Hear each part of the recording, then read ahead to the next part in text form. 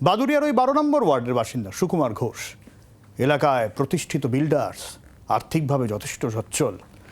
এলাকাবাসীর অভিযোগ, ওই বাদুড়িয়ার পুরপ্রধান দীপঙ্কর ভট্টাচার্যের ঘনিষ্ঠতার সুবাদেই এই আবাসের বাড়ি।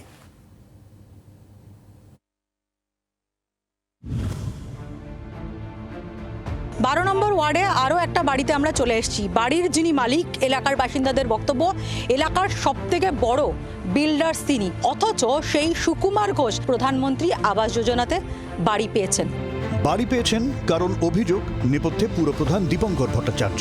শুধু তাই নয়, যে বাড়ি তৈরি হয়েছে আবাসে সাধারণত যে বাড়ি তৈরি হয় সে বাড়ি তার থেকেও বেশ বড়সড়। স্থানীয়দের অভিযোগ, এ তো একটা, আরও দুখানা আবাসের বাড়ি বাগিয়েছেন সুকুমার ঘোষ। এই বাড়িটা সুকুমার ঘোষের। এই বাড়িটা হচ্ছে সরকারি সম্পত্তির ওপরে জবরদখল করে ঘর করিছে, এবং এইভাবে তো ঘর করার নিয়ম না। হ্যাঁ হ্যাঁ, এটা ও ঘর নিয়েছি বলে লিখিছে। নিশ্চয়ই পৌরসভার থেকে লোক এসে ঘুষ দিয়ে সেই স্টাম্প মেরে দিয়ে গিয়েছে। আচ্ছা, এই জমিটা 4 কাঠার উপরে এইভাবে ও জবরদখল করে খাচ্ছে বহুকাল ধরে, যেখান থেকে ঘর এসছে, এবং 3টে ঘর নিয়েছে। এটা বাদেও ওর বিল্ডার্সের ওখানে আরও 2টো ঘর আছে। কিন্তু কতটা গরিব মানুষ সুকুমার ঘোষ যে তাকে 3টে আবাসের বাড়ি আদায় করতে হলো?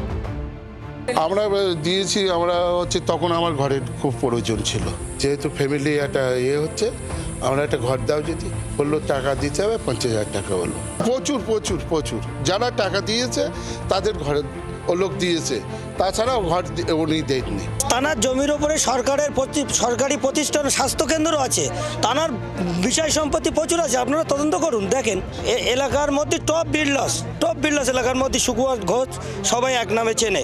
তানার প্রচুর সম্পত্তি, প্রচুর টাকা আছে। এমনতর গরিব দীপঙ্কর ভট্টাচার্য ঘনিষ্ঠ সুকুমার ঘোষ 5 কাঠা জমির ওপর আবাস যোজনার টাকায় বানিয়ে ফেললেন তুলনামূলক বড়সড় বাড়ি। শুধু তাই নয়, জমিসহ বাড়ি বিক্রির প্ল্যানও ছিল। পুরো প্রধানের ঘুষের খতিয়ানও দিচ্ছেন স্থানীয়রা। কতটা জায়গা জুড়ে, এটা সামনের অংশ, পেছনে এই রকম প্রায় 4 কাঠা জায়গার ওপর, এবং তারও এলাকার বাসিন্দাদের অভিযোগ যে এটা খাস জমি। এই জমি অন্তত মোটে না হলেও একজনকে দেখিয়েছে, দামে পোষচ্ছে না, বিক্রি করতে পারছে না। 100 লোককে দেখানো হয়ে গেছে। দীপঙ্কর ভট্টাচার্য পাইয়ে দিয়েছে। অবশ্যই, যে যেমন আমার ছেলের চাকরির জন্যই আমি গিয়েছিলাম, আমারে বললো কত টাকা দিতে পারবি, আমি টাকা দিতে পারিনি। আমার ছেলে পাস করেছে পৌরসভায়, হয়নি, বাইলাটা ড্রেনে ফেলে দিয়েছে। বাদুড়িয়া থেকে ক্যামেরায় জয়ন্তর সঙ্গে বিমল ও পিয়ালির রিপোর্ট, জি 24 ঘন্টা। বাংলার আওয়াজ, বাঙালির আবেগ, জি 24 ঘন্টা।